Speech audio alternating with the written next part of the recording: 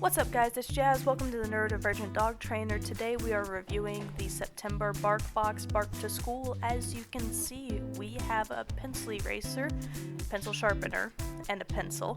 The pencil does not fit in the sharpener, which made me kind of sad, but it is what it is.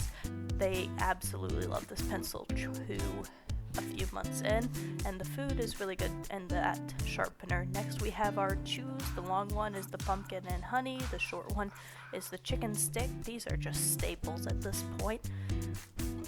And now our treats, we have the chicken recipe treat and the soft bake turkey and berry. Now they actually did love these.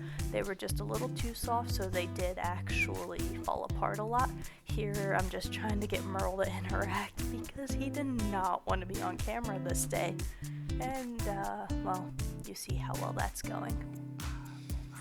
But yeah, here we're at the part of the video where we just let them chew and have fun. And I will see you guys next month. Bye!